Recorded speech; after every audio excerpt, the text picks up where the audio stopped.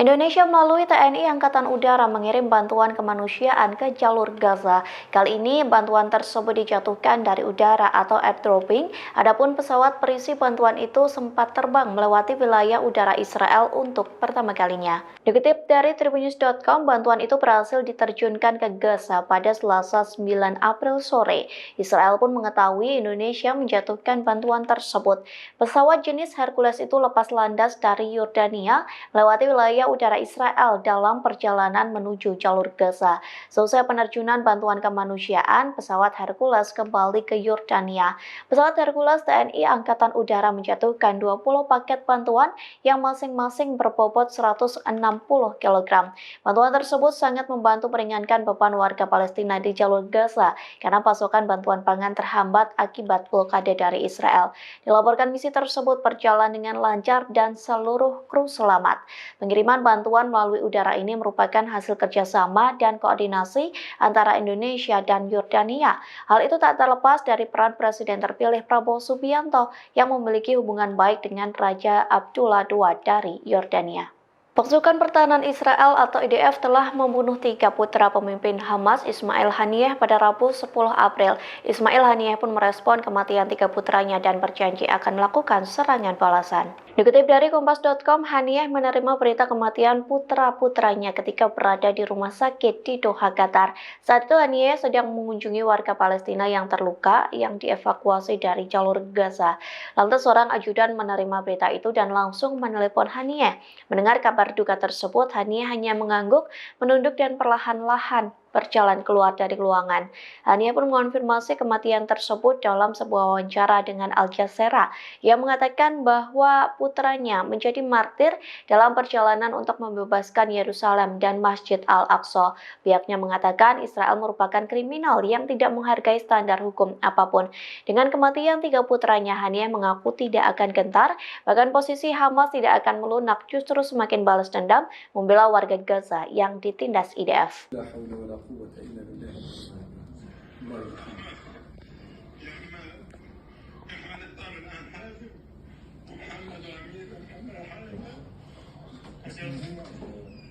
مع أولادهم يا محمد ازاي يا فلسطين الله يسهل الله يسهل الله يسهل عليهم الله يسهل عليهم يعني إن شاء الله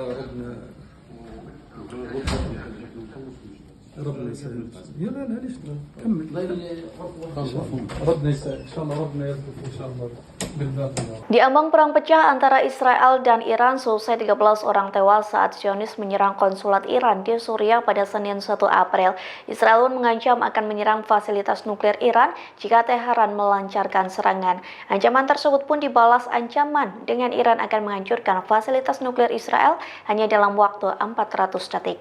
Dikutip dari Iran Internasional, Iran berencana akan menyerang fasilitas nuklir di Mona, Israel. Para pakar dan analisis mengatakan kemungkinan bentrok langsung antara Iran dan Israel memang sudah tersebar luas. Pasalnya, Iran memiliki senjata nuklir yang mampu menyerang Israel dalam waktu 400 detik. Dikutip dari tribunnews.com, Direktur Badan Tenaga Atom Internasional Rafael Grossi mengatakan Iran tidak punya masalah teknis dalam pembuatan bom nuklir.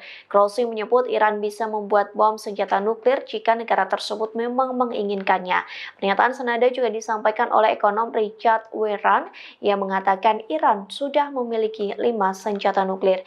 Diketahui sebelumnya Israel menyerang konsulat Iran di Suriah pada Senin 1 April lalu. Serangan tersebut setidaknya menewaskan 13 orang. Di antara korban tersebut 7 anggota Garda Revolusi Iran meninggal dunia. Iran mengancam akan menyerang Israel hingga fasilitas nuklir hanya dalam waktu 400 detik. Kini Amerika Serikat pun ikut ketakutan terhadap ancaman perang Iran-Israel. Lantas Washington meminta agar Iran tak melakukan serangan secara brutal. Dikutip dari Al Jazeera, utusan Amerika Serikat menelepon Menteri Luar Negeri Arab Saudi, Qatar, dan Irak.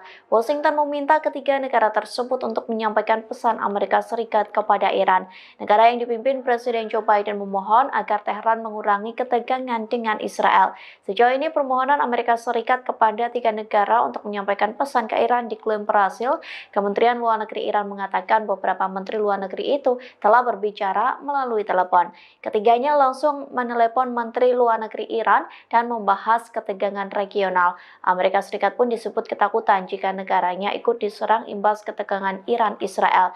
Namun Gedung Putih menolak berkomentar terkait permohonan tersebut. 3 putra dan cucu pemimpin Hamas Ismail Haniyeh tewas dalam serangan udara Israel pada Rabu 10 April. Mereka menjadi korban serangan Israel saat hendak merayakan Hari Raya Idul Fitri. Lantas inilah penampakan mobil dan jasad dari korban. Dalam video yang beredar di media sosial terlihat sebuah mobil berwarna silver dalam keadaan hancur, bahkan setengah bagian dari mobil tersebut sudah hangus dan tak berbentuk. Begitu pula dengan bangunan di sekitarnya yang turut hancur lebur.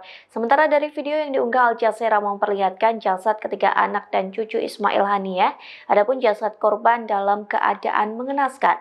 Jasad mereka pun dibungkus dengan plastik hitam. Kemudian menantu Ismail Haniyeh menangis pilu di samping jasad suaminya, yakni Hassem Haniyeh, yang mengucapkan salam perpisahan sembari menangis dan mengatakan bahwa sang suami merayakan Idul Fitri di surga. Download Tribun X sekarang, menghadirkan lokal menjadi Indonesia.